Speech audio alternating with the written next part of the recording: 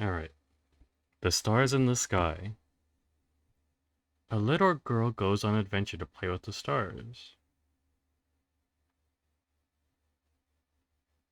This is a vintage fairy tale and may contain violence. We would encourage parents to read beforehand if your child is sensitive to such themes. You understand that, Epi?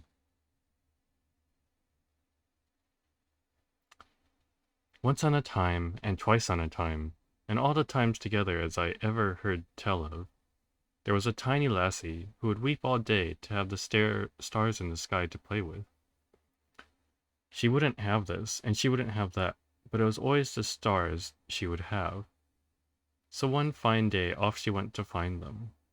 And she walked, and she walked, and she walked, till by and by she came to a mill dam.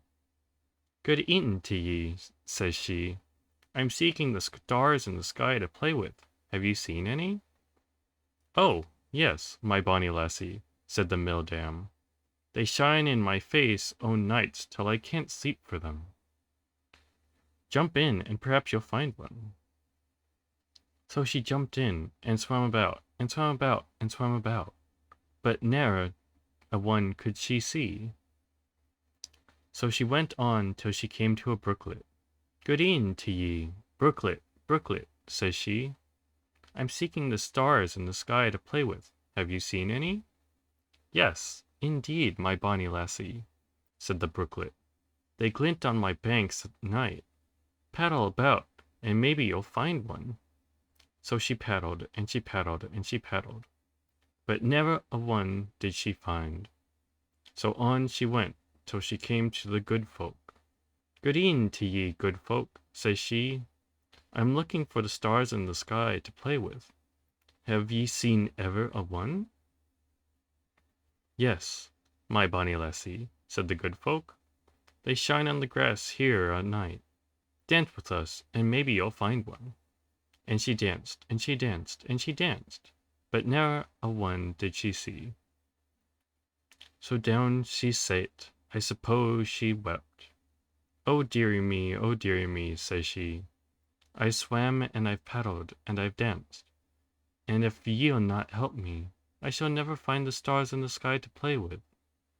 But the good folk whispered together, and one of them came up to her and took her by the hand and said, "If you won't go home to your mother, go forward, go forward. Mind you take the right road. Ask 4 feet to carry you to no feet at all, and tell no feet at all to carry you to the stairs without steps. And if you can climb that—" "Oh, shall I be among the stars in the sky then?" cried the lassie. "If you'll not be, then you'll be elsewhere," said the good folk, and set to dancing again. So on she went again with a light heart, and by she came to a saddled horse tied to a tree. "Good e'en to ye, beast," said she. "I'm seeking the stars in the sky to play with. Will you give me a lift, for all my bones are in aching?" "Nay," said the horse, "I know naught of the stars in the sky, and I'm here to do bidding of the good folk, and not my own will." "Well," said she, "it's from the good folk I come, and they bade me to tell 4 feet to carry me to no feet at all." "That's another story," said he. "Jump up, and ride with me." So they rode, and they rode, and they rode, till they got out of the forest, and found themselves at the edge of the sea. And on the water in front of them was a wide glistening path running straight out towards a beautiful thing that rose out of the water and went up into the sky.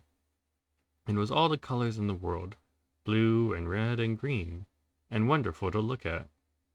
"Now get you down," said the horse. "I've brought ye to the end of the land, and that's as much as 4 feet can do. I must away home to my own folk." "But," said the lassie, "where's no feet at all? And where's the stair without steps?" "I know not," said the horse. "It's none of my business neither. Good e'en to ye, my bonny lassie," and off he went. So the lassie stood still and looked at the water, till a strange kind of fish came swimming up to her feet. "Good e'en to ye, big fish," says she. "I'm looking for the stars in the sky, and for the stairs that climb up to them. Will ye show me the way?" "Nay," said the fish, "I can't unless you bring me word from the good folk." "Yes, indeed," said she. "They said 4 feet would bring me to no feet at all, and no feet at all would carry me to the stairs without steps." "Get on my back and hold fast." "Ah, well," said the fish, "that's all right then. Get on my back and hold fast." And off he went, kerplash, into the water along the silver path, towards the bright arch, and nearer they came the brighter the sheen of it, till she had to shade her eyes from the light of it. And as they came to the foot of it, she saw it was a broad, bright road, sloping up and away into the sky, and at the far, far end of it she could see a wee shining things dancing about. "Now," said the fish, "here you are, and yon's the stair. Climb up if you can, but hold on fast. I'll warrant you find the stair easier at home than by such a ways. 'Twas never meant for lassie's feet to travel," and off he splashed through the water. So she clomb, and she clomb, and she clomb, but ne'er a step higher did she get high. The light was before her and around her, and the water behind her, and the more she struggled the more she was forced down into the dark and the cold, and the more she clomb the deeper she fell.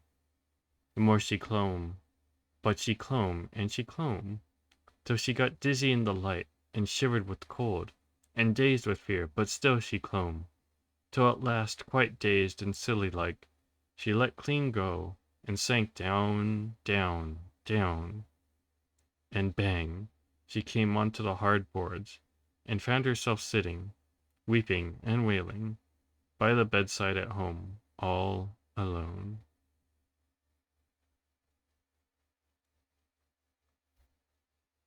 The end. Bedtime conversation.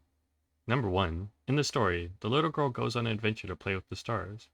What kind of things do you like about going on adventures?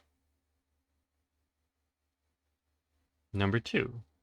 At the end of the story, the little girl wakes up from her dream and she is quite upset. What helps you feel better after you wake up from a scary or upsetting dream?